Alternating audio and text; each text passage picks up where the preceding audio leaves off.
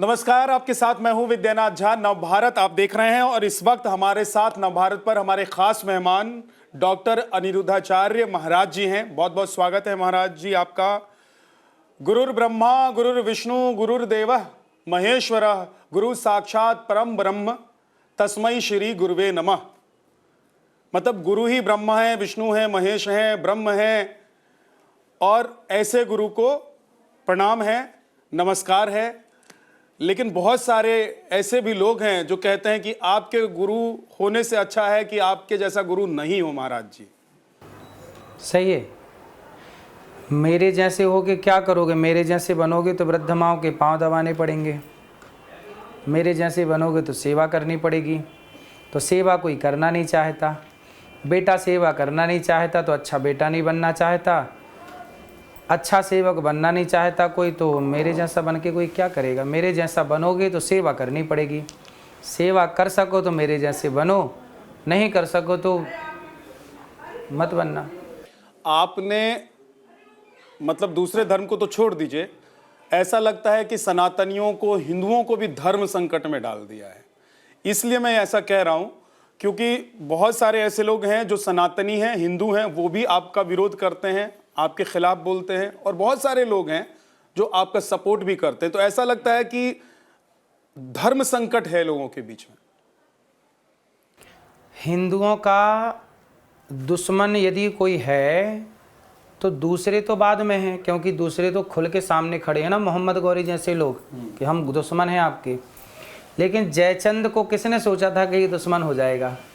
इसीलिए झांसी की रानी को किन्होंने धोखा दिया? अपनों ने। शिव पृथ्वीराज को किन्होंने धोखा दिया? अपनों ने। अपनों ने यदि धोखा ना दिया होता तो हमारा देश गुलाम ही ना होता।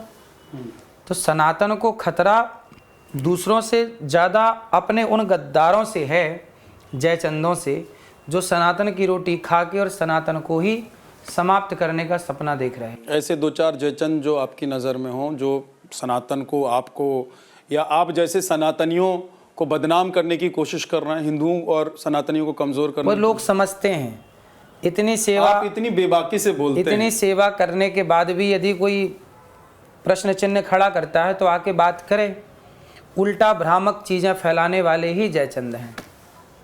आप क्योंकि बहुत बेबाकी से बात करते हैं, चाहे आपकी कथा हो, चाहे इंटरव्यू हो, या आपका वीडियो हो, कोई भी जब आप वीडियो बनाते हैं तो बेबाकी से बात करते हैं। आज क्यों झिझक रहे हैं? आप बोल दीजिए जो आपको लग रहा है कि आपके खिलाफ षड्यंत्र कर रहे हैं, जो आपके खिलाफ नहीं, वो तो दिखता है, सनातन के खिलाफ है। देखो जयचंद, हमने बोला पहले वीडियो में बोला, कुछ हिंदू लोग क्या करते हैं कि धर्मांतरण कर लेते हैं, अन्य मजहब पंथों में चले जाते हैं। हमने खुल के वीडियो में बोला कि जो सनातन को छोड़ करके अन्य मजहब पंथों को स्वीकार करते हैं वो सब जयचंद ही तो हैं।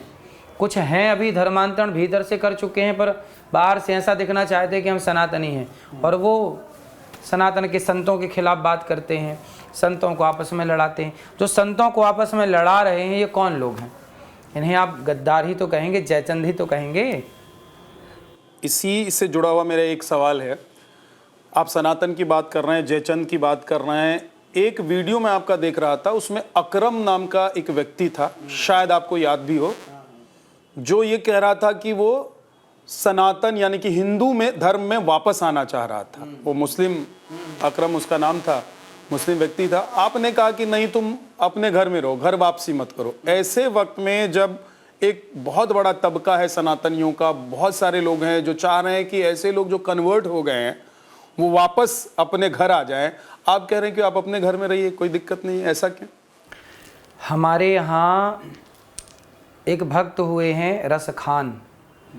रसखान पर किसी ने ये, हम सनातनियों की खूबसूरती देखिए कि हम लोग कभी मुसलमानों को ये नहीं कहते कि तुम हिंदू हो जाओ, हम ये कहते हैं कि तुम यदि सच्चे हो गए अपने धर्म में, दया धर्म को समझने लग गए, तो हम आपको भक्त के रूप में वहीं स्वीकार कर लेंगे। रसखान को हम लोगों ने ये नहीं कहा कि तुम हिंदू हो जाओ, रसखान को रसखान के रूप में हम लोगों ने स्वीकार किया, और रसखान भक्त थे भगवान श्री कृष्ण के। तो हमने दबाव नहीं बनाया। हमारे यहाँ ये दबाव नहीं है कि आप हिंदू हो जाइए, आप मुसलमान हैं, मुसलमान ही रहिए, अच्छे इंसान हो जाइए बस। लेकिन आप अच्छे इंसान हो गए तो हम स्वीकार कर लेंगे। और जो हिंदू जो कल तक हिंदू था, बीच में चला गया मुसलमान हो गया, लेकिन फिर उसे अक्ल आई कि नहीं जी मैं तो गलत हो गया, तो वो वापसी आ जाए जहाँ था, उसके आने की संभावना है।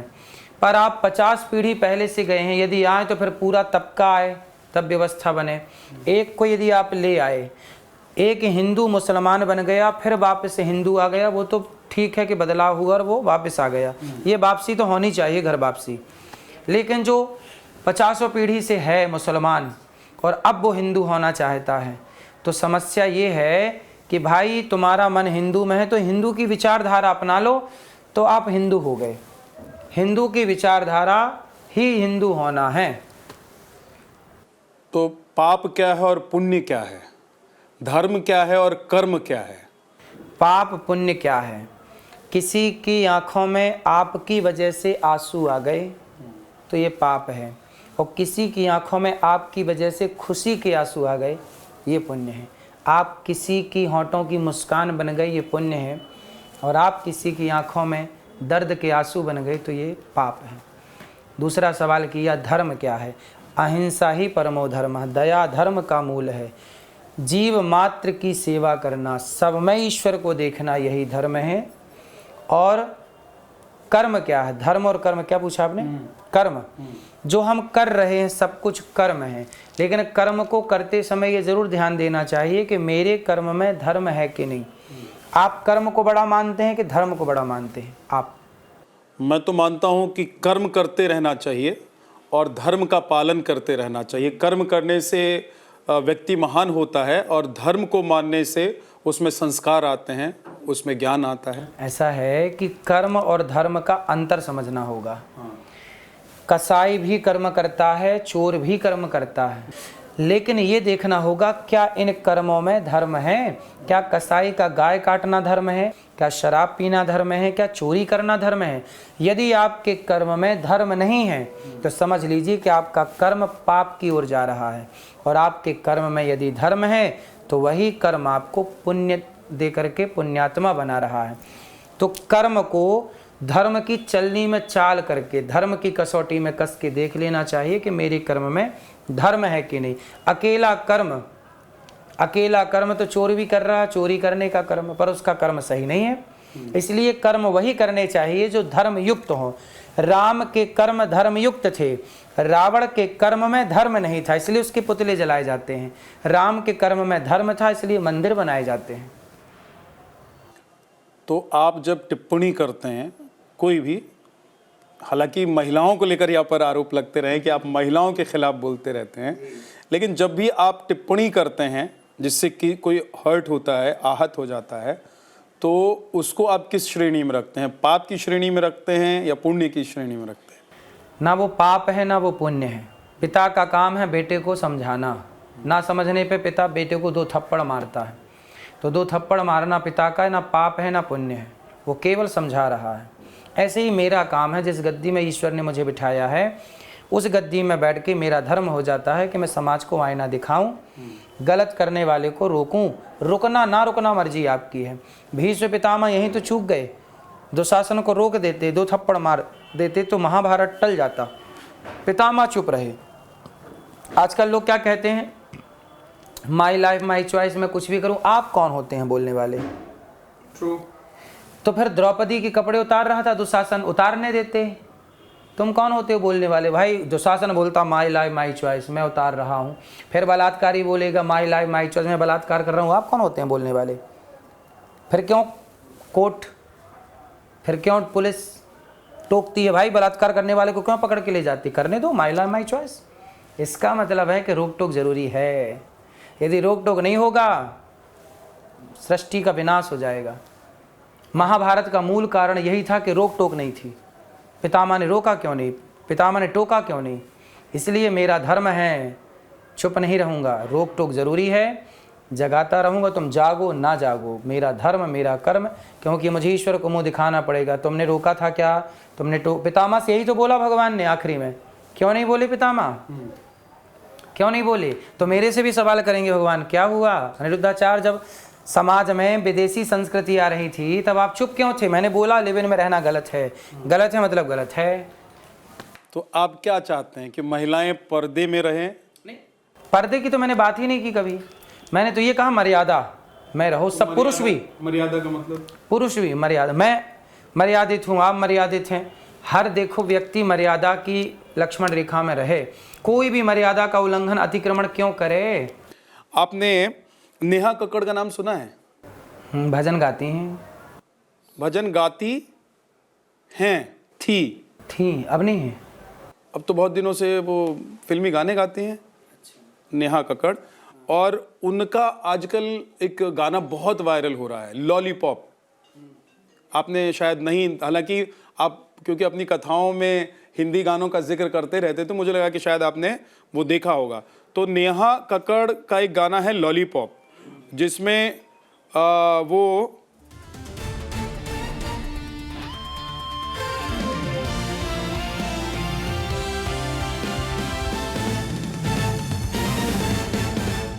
इन्होंने जो गाना गाया है लॉलीपॉप पे, इस पे बड़ी कंट्रोवर्सी हो रही है। बहुत सारे लोग इनका विरोध कर रहे हैं कि ये वल्गर है और इस तरह के कंटेंट को नहीं परोसा जाना चाहिए। आप क्या कहेंगी कि ये क्या मर्यादा में नहीं है, ये क्या वेश्या हैं या क्या असभ्य हैं, ये किस तरह की संज्ञा में इनको आप रखेंगे?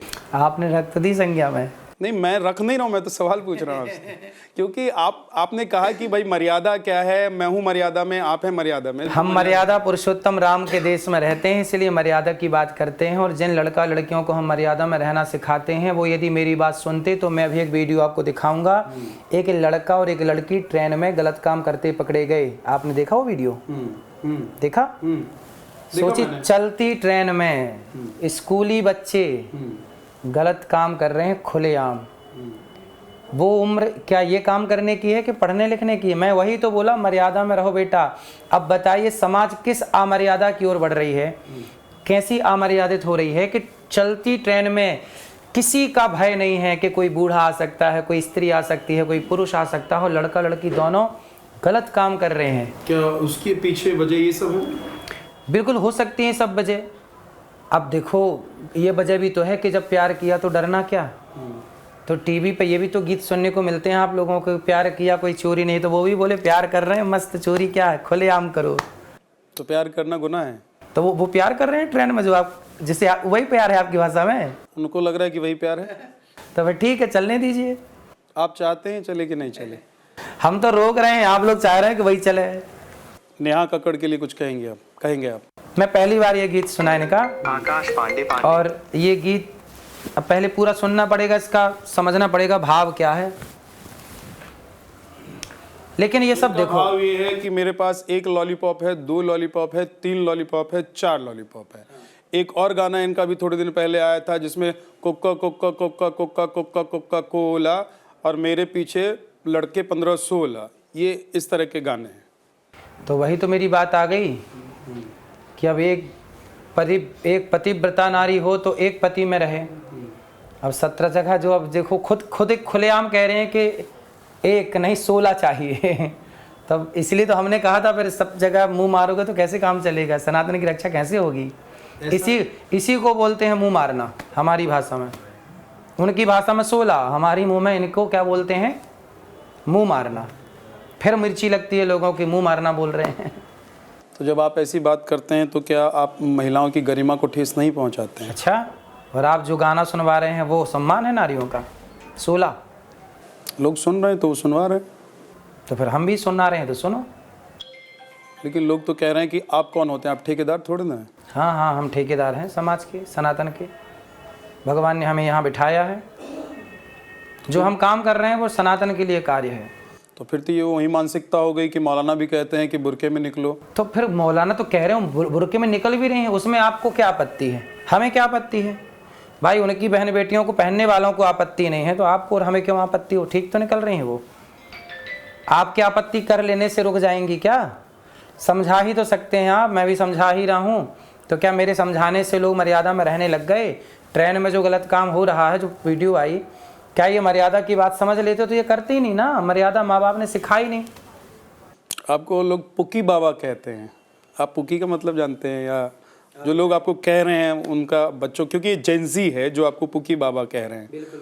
तो इसका मतलब थोड़ा आप किसी ने बताया, किसी जंजी ने आके, बच्चे ने आके कि आप बाबा, बताइए क्या होता है।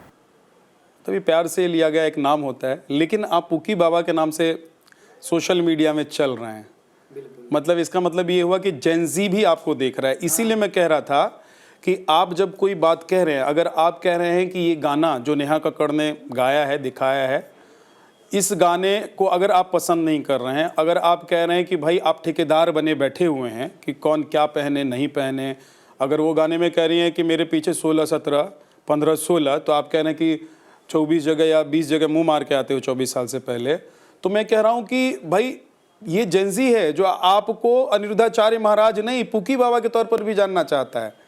वो किसी भी बाबा के तौर पे जाने, पर हमारा तो धर्म है, धर्म की बातें कहना। हम उनकी गलत में उनके साथी थोड़ी हो सकते हैं। दुर्योधन गलत था तो पितामह को उसका साथी होना ही नहीं चाहिए था। इसलिए तो समाज में पितामह का उस तरह आदर नहीं हुआ जिस तरह आदर होना चाहिए। वो बहुत बड़े भक्त हैं, भागवत कहा जाता है उन्हें, विष्णु सहस्त्र नाम के जनक हैं भीष्म पितामह, लेकिन साथ दुर्योधन का दिया है, गलत किया है। लेकिन आप जिस तरह की साथ दें किसी गलत का, आप लेकिन जिस तरह का परिवेश चाहते हैं, आपकी जो परिभाषा है महिलाओं को लेकर कि महिलाएं ऐसी होनी चाहिए, मर्यादा कपड़ा पहनने से या मतलब आपके दिखने से समझ में आता है, तो मुझे लगता है कि कहीं आप बहुत ज़्यादा कंट्रोल करने की कोशिश तो नहीं करते हैं। आपको नहीं लगता है कि मैं एक धर्मगुरु हूँ, एक कथावाचक हूँ, तो मैं कंट्रोल करने की कोशिश कर रहा हूँ? राम क्या रावण को कंट्रोल कर पाए? जब राम रावण को कंट्रोल नहीं कर पाए तो मैं सबको कंट्रोल कैसे कर सकता हूँ? लेकिन राम ने अपनी सेना को कंट्रोल किया, राम ने रावण को कंट्रोल नहीं किया, पर राम ने अपने सेना को, अपने भक्तों को, अपने अनुयायियों को कंट्रोल किया कि भाई जिस मर्यादा में मैं हूँ आप भी इसी मर्यादा में रहना, रावण की तरह व्यभिचारी ना हो जाना। तो मैं चाहता हूँ कि जो मेरे जानने पहचानने वाला मेरा अपना परिकर है, मेरी अपनी माताएं बहन बेटियां हैं, मैं तो कथा में अपनों को समझाता हूँ बात। अब जो मेरे अपने सत्संग से दूर के हैं, जो नहीं सुनना चाहते, उनके लिए मेरी कोई बात नहीं है। मेरी जो बात अच्छी लगे उसे ग्रहण कीजिए। साधु ऐसा चाहिए जैसे सूप स्वभाव, सार सार को गही लहे थोथा दे उड़ाए। हमारी जो बात अच्छी लगती है उसे आप ग्रहण कर लीजिए, हमारी जो बात अच्छी नहीं लगती उसे छोड़ दीजिए। यही जनता का और यही संतों का स्वभाव होना चाहिए। एक कहते हैं कि आपके लिए बड़ी फेमस सी लाइन हो गई आपकी कथाओं में कि तुमसे कौन प्यार करेगा, आपसे कोई आपसे प्यार क्यों करेगा, कोई आपसे प्यार क्यों करेगा। तो आप ऐसा क्यों कहते हैं? आप क्यों, मैंने एक वीडियो में देखा आप किसी को कहते हैं कि 2 कौड़ी के लड़के से कौन कोई प्यार क्यों करेगा। कोई प्यार क्यों, आपसे कोई प्यार क्यों करेगा भाई? आजकल प्यार व्यक्ति से कम हो रहा है, उसके पीछे के बैकग्राउंड से, चमक धमक से ज़्यादा प्यार है। यदि आपके पास कुछ है तो आपको आई लव यू कहने वाले ढेर मिल जाएंगे, और आपके पास कुछ नहीं है तो देखो 50-50 साल के कुंवारे घूम रहे हैं, उनकी शादी नहीं हो रही, उन्हें तो कोई आई लव यू नहीं बोल रहा है। और जिनके पास कुछ है, इमेज है, सब धन धान्य है, तो वो लो ढेर आई लव यू मिल रहे हैं।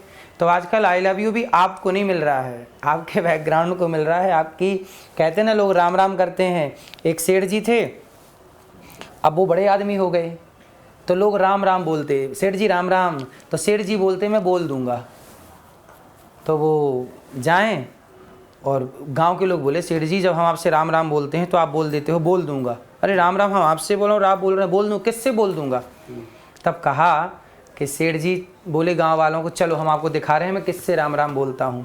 तब सेठ जी ले गए, तिजोरी थी, तो सबको बोला कि मैं तिजोरी को राम राम बोलता हूँ। राम राम बोला है फलाने ने। गांव वाले बोले क्या बात करो, तिजोरी राम राम थोड़ी लेती है। तब सेठ जी ने कहा कि मैं वही हूँ, जब मेरे पास कुछ नहीं था तो आप लोग मेरी तरफ देखते नहीं थे, अब मेरे पास बहुत कुछ है तो आप सब मेरे को आगे आ करके राम राम करते हैं। तो ये राम राम आप मुझे नहीं करते, मेरी दौलत को राम राम करते हैं। तो ये समाज को मैसेज दिया कि व्यक्ति को राम राम नहीं है, व्यक्ति के बैकग्राउंड को राम राम है। आपकी क्या पूछ है? आपके पास कुछ है तो आपके पास लोग हैं, कुछ नहीं है तो आपको कौन पूछ रहा है? प्यार क्या है? देखो प्रेम जो है वो, प्यार और प्रेम में फ़र्क है। जैसे आप वाइफ और पत्नी में करते हैं, मम्मी और माँ में करते हाँ, हैं, मम्मी और माँ तो अलग अलग है। डैडी और पापा में करते हैं। पिताजी और पापा। पापा मतलब पाप, मम्मी मतलब मरी हुई, है ना। ये और क्या पूछा आपने? माता जी, पापा, पति पापा और मतलब पत्नी, वाइफ। पापा मतलब पाप होता है। पापा मतलब पाप होता है। पाप होता है, पढ़ लीजिए आप, संस्कृत का ज्ञान थोड़ा रखेंगे तो आएगा। गीता में लिखा है, श्लोक है, भगवान रामचरितमानस पढ़िएगा, कलयुग का यह परम प्रतापा, मानस पुण्य हो या नहीं पापा। ये पापा शब्द आ गया। गीता का 3 अध्याय का 13वां श्लोक पढ़ लीजिए। पापा का वहां मतलब मेरे ख्याल से पाप है। पापा मतलब पाप ही, पापा शब्द पाप के लिए प्रयोग हुआ पूरी संस्कृत में। वेद पुराण में कहीं भी आप पापा शब्द मिलेगा वो पाप के लिए है। फिर अब बाप है कि पाप है, काहे पाप पाप चिल्ला रहे हो? अच्छा, एक चीज मैं जानना चाह रहा हूँ कि प्रेम और प्यार, मैंने क्योंकि वो बीच में आप आगे बढ़ गए थे। तो प्रेम जो है उसे कहा नहीं जा सकता। प्रेम मतलब महसूस का विषय है, ये चुप रह जाना, ये भीतर की बात है, इसे कोई शब्दों से नहीं बयां। इसके लिए एक नारद सूत्र में, नारद भक्ति सूत्र में एक शब्द आया है, तत्सुखी सुखित्वम। बस इतना कह के प्रेम समझ लो आप। अपने सुख को नहीं, सामने वाले के सुख में अपने को सुखी मान लेना ही प्रेम है। आपकी प्रसन्नता, जैसे बच्चा सो गया तो बच्चे सो गए तो माँ उसके सोने में ही ठीक है सो गया, जाग गया तो ठीक है जाग गया। माँ अपने से उसे जगाती नहीं, अपने से उसे डिस्टर्ब नहीं करती, उसके सुख में अपना सुख ढूंढती है, बस वो प्रेम है। तो जहाँ आपके सुख में मैं अपना सुख देख लूँ, पति के सुख में पत्नी अपना सुख देख ले, पत्नी के सुख में पति अपना सुख देख ले, वो प्रेम है। आजकल लड़के क्या बोलते हैं, फलाने पार्क में आ जाना, लड़की नहीं आती तो बोलते हैं अरे तुम तो आई नहीं। ये प्रेम नहीं है, ये स्वार्थ है कि आपने बुलाया, यदि मैं आया तब तो प्रेम है, तब तो बात ठीक है, और नहीं आया तो आप नाराज हो गए, तो प्रेम कहाँ था? ये तो आपका स्वार्थ था। प्रेम तो तब माना जाता कि मैं आऊँ या ना आऊँ, मेरे सुख में आप सुखी, अच्छा आप नहीं आए चलो कोई बात, अच्छा हुआ नहीं है, आप फंसे थे व्यस्त थे का, मेरे सुख में आपके सुख में मैं सुख मानूं, ये प्रेम है। ना कि मैं आपको जबरदस्ती, नहीं आपको मेरे हिसाब से चलना पड़ेगा, ये स्वार्थ है। लेकिन जहाँ मैं आपके हिसाब से चलूँ वो प्रेम है। प्यार और प्रेम एक ही है कि अलग अलग है? यहाँ तो ठीक है, पर्याय है। आप गर्लफ्रेंड बॉयफ्रेंड कल्चर, उसके बाद लिव इन रिलेशन वाले कल्चर के एकदम कट्टर विरोधी टाइप बातें करते हैं। तो ये जो है भाई, जिस प्यार और प्रेम की आप बात कर रहे हैं वो बॉयफ्रेंड और गर्लफ्रेंड वाले रिलेशन में भी होता है, लिव इन वाले रिलेशन में भी होता है। तो आप इसको सपोर्ट कर रहे हैं, उसको विरोध कर रहे हैं। क्या समर्पण है उनका? इस तरह से एक लड़की के संग आज हैं, एक लड़के के संग आज हैं, 1 महीने बाद पता चला दूसरे के संग हैं। अब बताइए, प्रेम की परिभाषा यहाँ सटीक बैठ रही है? प्रेम का मतलब है कि समर्पण हो, एक से हो। ऐसा थोड़ी कि आज इसको अपनी माँ कह लिया, कल उसको माँ कह लिया। भाई माँ बाप तो एक ही हैं, माँ बाप जैसे हो सकते हैं बहुत, है ना। पिता तो एक ही है, ये थोड़ी हो सकता कि ये मेरा बाप है। एक ही ना बाप होगा आपका, एक ही ना पिता होगा। ऐसे प्रेम एक से ना होगा। अगर 2 से हो गया, 3 से हो गया, 4 से हो गया तो प्रेम नहीं रह जाता। तो फिर वो व्यभिचार हो गया, और क्या कहोगे आप उससे? प्रेम थोड़ी, राम का प्रेम एक से है तो मर्यादा पुरुषोत्तम थे, तो आप भी बनिए ना मर्यादा पुरुषोत्तम। लेकिन आजकल के जो बच्चे हैं, आजकल का जो जनरेशन है, वो कहता है कि हमको ये आज़ादी है। जैसा आपने कहा कि माई सेल्फ एंड मी और माई लाइफ, सो वो कहते हैं मेरी लाइफ है, मैं तय करूंगा। आप कौन होते हैं महाराज जी हमको बताने वाले कि गर्लफ्रेंड बनाओ, लिव इन में रहो कि नहीं रहो? हमारा धर्म है बताना, आप मानो ना मानो, आप बिल्कुल मत मानिए। आप शराब पी रहे होंगे तो मेरा धर्म है समझाना, बेटा ये गलत है, पियो ना पियो आपकी मर्जी। हमारा काम है रोकना और टोकना। जो समाज रोकती टोकती नहीं है वहाँ परिणाम बिगड़ते हैं। जहाँ रोक टोक है, जरूरी है। पतंग आकाश में उड़ती है तो धागा है, वो रोक के रखा है। कई बार एक आदमी बोला कि धागा रोकता है, काट दो। धागा काट दिया तो पतंग नीचे आ गई। लग रहा था कि धागे ने रोक के रखा, वरना पतंग तो और ऊपर जाती। लेकिन जिस धागे को आपने रोकने वाला समझ रखा था, एक्चुअली वही था जो आपको ऊंचाइयों तक पहुंचाया था। जिस रोक टोक को आप अपनी स्वतंत्रता मान रहे हैं कि मुझे मत रोकी, मैं स्वतंत्र हूं, आप रोकी टोकी मत। उस रोक टोक के बल पर ही आप इंसान बने हैं, वरना जानवर हो गए होते। महाराज जी, अब कुछ 1-2 सवाल हैं मेरे। बांग्लादेश में जो कुछ चल रहा है उस पर हमारे ही कांग्रेस पार्टी के सांसद नेता दिग्गज दिग्विजय सिंह हैं, वो कह रहे हैं कि यहाँ पर अल्पसंख्यकों के साथ जैसा व्यवहार किया जाता है उसका रिप्लाई हम देख रहे हैं या उसका रिएक्शन हम देख रहे हैं जो बांग्लादेश में हिंदुओं के साथ हो रहा है। अब आपने पूछा था ना जयचंद कौन है, समझ लो आप। दिग्विजय सिंह जयचंद हैं जो सनातन भारत में रह करके, जो भारत में रह करके भारत की रोटी खा करके जलते हुए हिंदुओं का पक्ष ना लेकर के जलाने वाले मुसलमानों का जो पक्ष ले रहे हैं भारत में, आप उन्हें क्या कहेंगे? जयचंद नहीं कहेंगे तो क्या भारत का सरताज कहेंगे? क्या कहेंगे? ऐसे तो राहुल गांधी भी विदेश में जाकर कहते हैं कि भारत में लोकतंत्र खत्म है, यहाँ पर संवैधानिक संस्थाओं को हैक कर लिया गया है, यहाँ पर सब कुछ खत्म कर दिया है इस सरकार ने। तो भारत की निंदा आप यदि कर रहे हैं, आप बताइए, क्या भारत का पक्का भारतीय, क्या किसी भारत रगों में रहने वाला भारत, क्या मैं कभी भारत की निंदा कर सकता हूँ? यदि सच्चा भारतीय है तो देखो भारत की निंदा नहीं कर सकता। यदि भारत की निंदा कर रहा है कोई तो वो जयचंद है, वो स्वीकार करे ना करे, वो कोई भी हो सकता है, कोई व्यक्ति का नाम मैं नहीं ले रहा हूँ। को जो भारत का विदेशों में जाके या भारत में रह के भी यदि भारत का यशगान नहीं कर रहा है, रोटी में खा के पत्तल में खा के छेद कर रहा है, जयचंद इन्हीं के लिए कहा गया है। ठीक है। एक अभी चल रहा था कि वंदे मातरम को लेकर बहुत सारे लोग परहेज कर रहे हैं और वंदे मातरम, बहुत सारे लोग कह रहे हैं कि भारत में रहना है तो वंदे मातरम कहना है। हाँ तो बिल्कुल कहना चाहिए। वंदे मातरम से क्या दिक्कत है? वंदे मातरम, हम वंदना करते हैं इस माँ की, जिस मिट्टी पे खाए खेले पले बढ़े, जिस माटी पे उगा हुआ गेहूँ खाए, जिस माटी पे उगा हुआ चावल खाए, जिस माटी पे उगा हुआ गन्ना का रस पी रहे हैं और उसी की शक्कर से मिठाई और रबड़ी खा रहे हैं, उसको वंदे क्यों नहीं बोलेंगे? उसको वंदना क्यों नहीं करेंगे? किसको वंदना करोगे फिर? मुसलमान कहते हैं वो एक ही की वंदना करते हैं, वो है अल्लाह। अभी विदेश गए थे मोदी जी, तो वहाँ मुसलमानों के बीच में, वहाँ के मुसलमानों ने तो वंदे मातरम गाया था, आपने सुना वो वीडियो कि नहीं? तो जब विदेश का मुसलमान वंदे मातरम बोल सकता है तो भारत के मुसलमानों को बोलने में क्या दिक्कत है? तो क्या लग रहा है, क्या दिक्कत है यहाँ के जो कुछ मुसलमानों से आपने पूछा नहीं ये बात? मुट्ठी भर के लोग हैं, वो कहते हैं कि हम नहीं मानेंगे क्योंकि हम तो अपनी माँ के पैर भी नहीं छूते हैं। अच्छा, वो अपनी माँ के पैर नहीं छूते, तो फिर देखो तो संस्कारों की बात है। अब जहाँ संस्कार पाए नहीं तो उनसे क्या उम्मीद कर सकते हैं? ये तो संस्कारहीनता हो गई ना। हम जिस हमारे देश का जो सनातन का कुत्ता है ना, वो भी ईमानदार होता है। कुत्ता भी रोटी खाता है यदि, तो जिस घर की रोटी खाता है वहाँ चौकीदारी करके रोटी का ऋण चुकाता है। लेकिन इस देश में ऐसे गद्दार हैं जो कुत्तों से भी गए हैं, जो भारत का खा रहे हैं पर भारत की गा नहीं रहे हैं। कुत्तों का आपने जिक्र किया, इस तो मैं एक सवाल पूछ ही देता हूँ आपसे। हाँ। कि अभी डॉग्स को लेकर, स्ट्रीट डॉग्स को लेकर, स्ट्रे डॉग्स को लेकर बड़ी कंट्रोवर्सी हुई कि इनको पकड़कर डाल देना चाहिए कहीं, या जो कुत्ते लोगों को काट रहे हैं, जख्मी कर रहे हैं, मार रहे हैं, ऐसे स्ट्रे डॉग्स जो हैं उनको उठाकर कहीं छोड़ देना चाहिए, बंद कर देना चाहिए। उस पर फिर कोर्ट का भी फैसला आया। लेकिन आपको लग रहा है कि धार्मिक तौर पर अगर देखें तो लोग अपने अपने घर में पेट डॉग्स रखते हैं, तो क्या कुत्तों को घर में रखना चाहिए या नहीं रखना चाहिए? गाय को घर में रखना चाहिए। कुत्ते का स्थान घर के बाहर है, गाय का स्थान घर के भीतर है, यही सनातन है।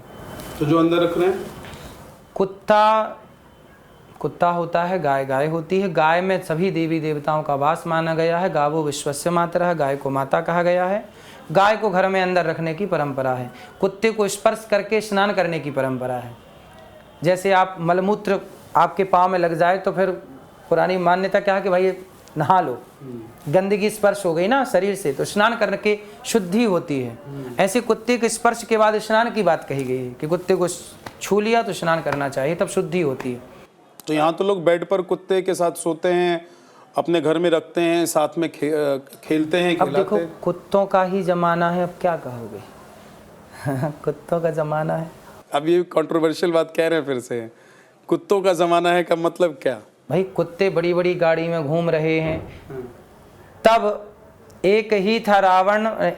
एक मिनट, ऐसा है कि देखो कुत्ते के लिए एक बात सुना रहा हूँ आपको कि हाँ, अरे एक व्यक्ति वो है जो रोटी को तरसता है, अजी एक व्यक्ति वो है जो रोटी को तरसता है, और सेठ जी का कुत्ता बिस्कुट चबा रहा है, कलयुग तो आज उल्टी गंगा बहा रहा है। ये कलयुग साहब उल्टी गंगा है, कुत्तों का ज़माना है। मस्त मस्त बिस्किट खा रहे हैं, मस्त गाड़ियों में घूम रहे हैं, और एक इंसान रोटी को तरस रहा, तड़प रहा बेचारा। अच्छा, कुछ सवाल हैं, क्योंकि आप पर आरोप ये है कि महिलाओं को आप टिप्पणी करते हैं और वो टारगेट हो जाती हैं, है ना। तो कुछ सवाल देश के अलग अलग स्टेट्स से हमने मंगवाए, मतलब बहुत सारे सवाल आए थे, बहुत सारी वीडियोस आए थे, लेकिन उसमें से कुछ जो मैं आपके सामने रखने जा रहा हूं, उस पर आपका क्या जवाब है वो मैं सुनना चाहता हूं। मैं एक बार पहले सुनवा दूं। आप कहते हैं कि 25 साल की लड़कियां जिनका विवाह नहीं हुआ है वो 4 जगह मुंह मार के आती हैं, तो क्या आप महिलाओं की नैतिकता पर प्रश्न उठा रहे हैं, उनकी पवित्रता पर प्रश्न उठा रहे हैं? क्या जिनका विवाह 25 वर्ष के बाद होता है वो महिलाओं का चरित्र अच्छा नहीं होता? मतलब लगभग आप 70 से 80% महिलाओं के चरित्र पर आपने उंगली उठा दी है। इस पर आपका जवाब। देखो, पहली बात तो ये समझ लीजिए कि ये बात सबके लिए थी ही नहीं, कुछ लोगों के लिए थी, ठीक है। और समय से शास्त्र यदि आप पढ़ेंगे तो समय से विवाह हो जाना धर्म है, और समय से विवाह ना होना अधर्म है। तो क्या समय, मतलब देखिए जो संवैधानिक समय है वो तो सबको पता है, लेकिन आपने एक बार संविधानिक 14 तारीख 14 साल पहले, मैंने क्या बोला, पहले 14 साल में होता था। मैंने ये नहीं बोला कि आप भी कर दीजिए, मैंने ये बताया कि पहले 14 साल में होता था, जल्दी ब्याह होता था। पहले के लोग इतने समझदार थे कि तलाक 0 था। आज मैच्योरिटी बढ़ गई, आप कह रहे हैं हम मैच्योर हैं, समझदार हैं, तो देखिए तलाक क्यों हो रहे हैं। ठीक है, मैं जल्दी से करता हूं क्योंकि उधर से इशारा हो रहा है कि, लेकिन मैं चाह रहा हूं कि आज सारे डाउट्स, सारे जो सवाल हैं उसके जवाब मिले, इसलिए मैं जल्दी से कुछ और मेरे पास जो देश भर से आए हुए वो है सवाल है वो आपके सामने रख रहा हूँ। एक और सवाल है, मैं चाहता हूं कि इस पर आपकी राय क्या है उसको भी जान लिया जाए। नमस्ते गुरुजी, मेरा नाम नैन्सी है, गाजियाबाद से। आपका एक बयान आया था कि लड़कियां पहले पढ़ने के लिए निकलती हैं, फिर बिना बताए घर से चली जाती हैं, और फिर कुछ दिन बाद उनके 35 टुकड़े मिलते हैं। क्या सोशल मीडिया ट्रेंड्स को देखकर आपकी सोशल मीडिया की टीम ऐसा कंटेंट बनाती है? पढ़ना बुरा नहीं है, पढ़ने के नाम पे जो अश्लीलता चल रही है, अभी मैंने ट्रेन का जिक्र किया, ट्रेन में एक लड़का लड़की गलत काम करते पकड़े गए हैं। वो पढ़ने वाले बच्चे, पढ़ने, माँ बाप ने पढ़ने भेजा था कि ये करने भेजा था? आप सब तो वो नहीं कर रहे हैं ना। अरे तो जो कर रहे हैं ये बात भी तो उन्हीं के लिए है, सबके लिए थोड़ी कोई बात होती है, सबके लिए थोड़ी हो जाएगी हर बात। लेकिन लोगों ने तो मान लिया ना। भाई सबने वो मान लिया, वो उनकी मूर्खता है, इसमें हर चीज का दोषी मैं थोड़ी हूँ। आप गलत को कुछ और, कोई बात को ही कुछ और मान रहे हैं, इसमें मेरा क्या दोष है? ठीक है, एक और सवाल है आपके लिए। नमस्ते अनुरुद्धाचार्य जी, आपसे मेरा सवाल ये है कि आपको लिव इन रिलेशनशिप से क्या दिक्कत है? आपने लिव इन रिलेशनशिप में रहने वालों की तुलना कुत्ते बिल्लियों से की, जबकि भारत में लिव इन रिलेशनशिप कानूनी है बशर्ते जोड़े बालिग हो, उनकी आपस में सहमति हो। लेकिन आपने कहा कि लड़की जो लिव इन रिलेशनशिप में रहती है वो किसी के घर बहू बन के जाएगी तो अपने रिश्ते को कैसे निभाएगी? क्या ये सवाल सिर्फ लड़कियों पे ही लागू होगा? क्या ये आपका दोहरा मापदंड नहीं है? भाई लड़कों के लिए भी बोला गया, पर इतनी सी बात कॉमन सेंस नहीं समझते लोग। ये अपने आप को बुद्धिजीवी कहते हैं कि कोई भी लड़की अकेली लिव इन में कैसे रह सकती है और कोई भी लड़का अपने से लिव इन में कैसे रह सकता है। यदि लिव इन में की बात कही जा रही है तो वो दोनों के लिए हो गई ना। ये लोग समझ रहे हैं कि मेरे को बस बोला गया है। अब ये कह रहे हैं लिव इन में रहने से आपको क्या दिक्कत है? हमें क्या दिक्कत है? तुम खूब रहो, रोज बदलो, हमें क्या दिक्कत है? कुत्ता बिल्ली तो रोज ही बदल रहे हैं।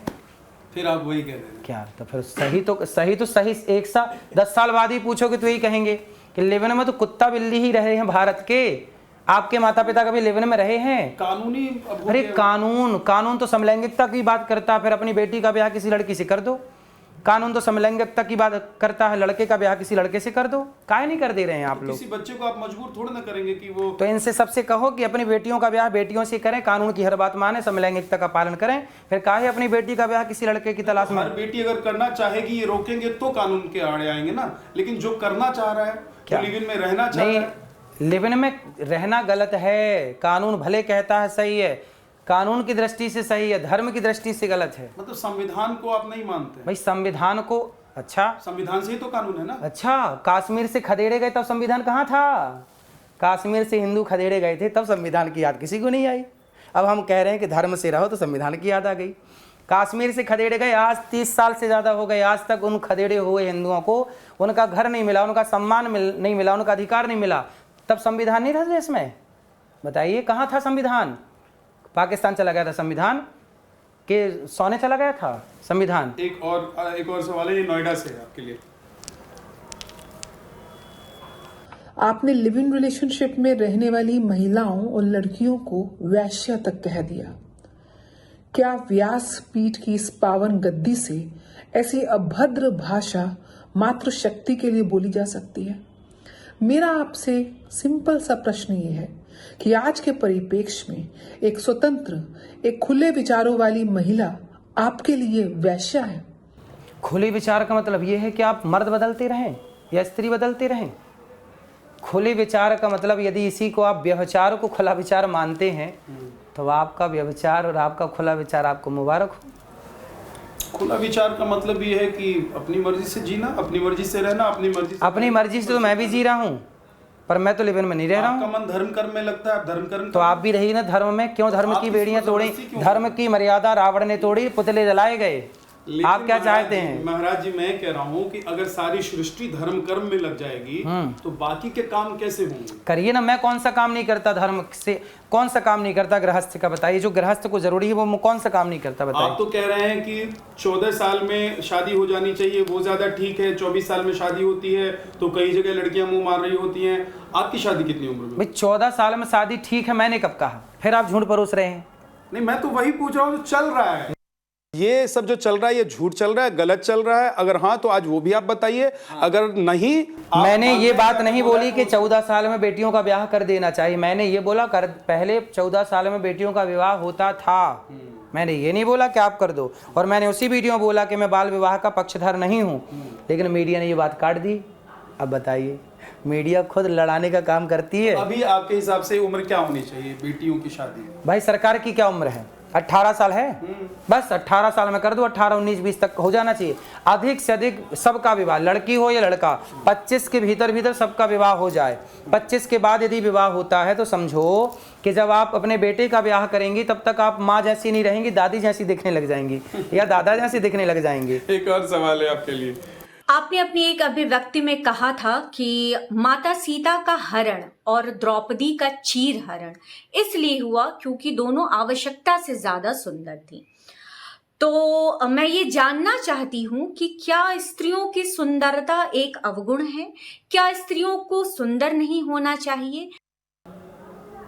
इन लोगों ने पढ़ाई तो की नहीं है।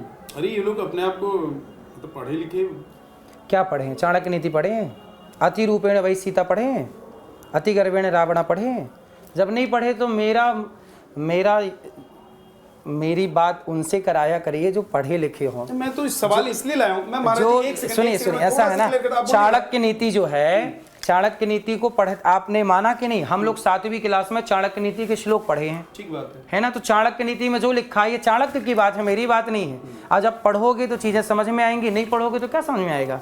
तो जो पढ़े नहीं, समझते नहीं, उनसे क्या मुंह मारे? बताइए। मैं एक चीज आपसे इसलिए क्लियरिटी के साथ, मुझे पता है कि आपके जो सलाहकार हैं, बिल्कुल मैं बस 5-7 मिनट में आपको छोड़ रहा हूँ, 5 मिनट में, कि देखिए बहुत सारे ऐसे सवाल अनकहे अनसुलझे हैं जिसके बारे में आप पर आरोप लगते रहे हैं। मुझे लगता है ठीक से कोई आपसे जवाब भी नहीं ले पाया। तो कम से कम मैं चाहता हूं कि आज मैं आया हूं दिल्ली से आपके पास, तो उन सवालों का जवाब ठीक से मिल जाए। एक अगला सवाल मैं लेता हूं, ये है पटना से आपके लिए, और ये पटना से काजल हैं। ये सवाल था कि आपने कहा था कि महिलाएं पुरुष का पैंट पहन रहे हैं और पुरुष महिलाओं का लहंगा पहनकर घूम रहे हैं। आप हमेशा महिलाओं को ही टारगेट क्यों करते हैं? कहीं ऐसा तो नहीं है कि लड़कियों को सिर्फ सही? पुरुष महिलाओं के लहंगे पहन रहे हैं और महिलाएं जो है पैंट पहनकर घूम रही हैं। तो ये पूछ रही हैं कि क्या आपके लिए महिला जो है वो एक शरीर मात्र हैं? शरीर मात्र भाई, एक अपने अपने कपड़े पहनो, दूसरे का काहे छीनना है? वो कह रही मर्जी है तो आप अरे मर्जी है तो कुएं में कूदोगे क्या? एक भोपाल से सवाल है, जरा ये आखिरी सवाल है, इसके बाद मैं आपको महाराज जी रोकूंगा नहीं। नमस्ते, मेरा नाम ईशा है और मैं भोपाल से हूँ। मेरा आपसे सवाल है कि महिलाओं की तरफ बढ़ते यौन हिंसा के लिए महिलाओं के कपड़े दोषी हैं या समाज की गंदी मानसिकता? इनसे पूछना कि तुम्हारे भाई की मानसिकता कैसी, उसे संस्कार दे रहे हैं कि नहीं। हर बहन अपने अपने भाई को ठीक ठीक संस्कार दे दे, हर स्त्री अपने बेटे को संस्कार दे दे तो बलात्कार ना होंगे। इसके जिम्मेदार मैं नहीं हूँ, माँ बाप स्वयं जिम्मेदार हैं जो बेटे को ठीक ठीक सलाह नहीं देते। मेरे सामने तो कोई बहन बेटी असुरक्षित नहीं है, लेकिन किसी लड़के को मिल जाए चलती ट्रेन में तो देखो पकड़ के उसके साथ रेप कर दिया कि नहीं। लेकिन एक बात यह है कि क्या आपको लगता है कि सच में, मैं पूछना चाहता हूँ, जानना चाहता हूँ, और धर्माचार्य हैं आप, गुरु हैं, बहुत सारे लोगों को आपने दीक्षा दी होगी, आपको लगता है कि कपड़ा पहनने से और कपड़ा नहीं पहनने से रेप हो जाता है? तो आपका क्या मन है कि कपड़े ना पहने जाएं? ठीक है, आज से कपड़े पहनने बंद। चलो कपड़े पहनने बंद आज से। आप लोग सब कपड़े उतारो, सब उतारो फटाफट। चलो कपड़े पहनने बंद। अब हम भी नागा साधु हो जाएंगे। नए साल में आपने अपने शब्दों और बयानों को लेकर क्या प्लान तैयार किया है? क्योंकि पिछला जो पूरा साल रहा है, मुझे लगता है कि सबसे ज़्यादा आपके जीवन में कंट्रोवर्शियल रहा है। इस साल आपने क्या प्लान किया है कि कोई विवादित बयान नहीं देना है, कोई इंटरव्यू हम विवादित बयान देते ही नहीं हैं, लोग उसे विवादित कर देते हैं। आपसे मिलकर अच्छा लगा। बहुत शुक्रिया महाराज जी कि आपने इतना सारा वक्त हमारे लिए, न भारत के लिए निकाला। और मेरी पूरी कोशिश ये थी कि जितनी चीज़ें आपको लेकर सोशल मीडिया से लेकर बाजार में यहाँ वहाँ घूम रही हैं, उस सब को मैं परख के जाऊं। अच्छी बात यह है कि आपने मुझे कहीं रोका टोका नहीं, सवाल पूछने से आपने नहीं रोका कि आप मुझे बता दीजिए सवाल क्या पूछने वाले हैं। तो बहुत अच्छा लगा आपसे बात करके, और बहुत बेबाकी से आपने अपनी बात भी रखी, जैसा कि आप हमेशा से बोलते रहे।